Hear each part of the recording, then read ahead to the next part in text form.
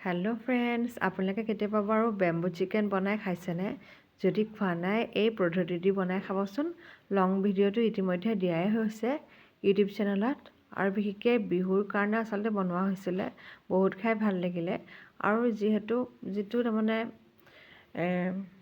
জুইৰ যিটো গোন্ধ আৰু বিশেষকৈ বাঁহৰ যিটো গোন্ধ একদম ফ্লেভাৰ্ছ এনহেঞ্চ কৰে, খাই বহুত ভাল লাগিলে। মই ডাঙৰ ডাঙৰ টুকুৰা মাংস লৈ লৈছিলোঁ। আপোনালোকে সৰুকৈও এনেকৈ পিচকৈ মাংসখিনি ল'ব পাৰে।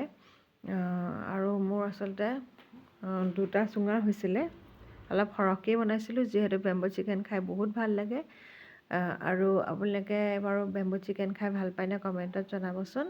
প্ৰথমবাৰৰ কাৰণে যদি মোৰ চেনেলটো চাই আছে প্লিজ ছাবস্ক্ৰাইব কৰি দিবলৈ নাপাহৰিব।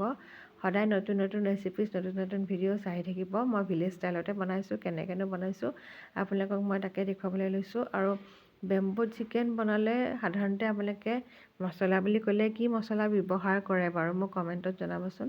45 মিনিটৰ পাছত মোৰ এয়া ৰেডি হৈ গ'ল। ইমান সুন্দৰ গোন্ধ ওলাইছিলে, বাঁহৰ যিটো গোন্ধ বহুত ভাল লাগিলে। আৰু মিঠাতেল ব্যৱহাৰ কৰা হৈছে, সৰহকৈ জলকীয়া, গোটেইখিনি আচলতে ফ্লেভাৰ্ছখিনি বহুত সুন্দৰ এটা গোন্ধ ওলাইছে মিলি পেলাই।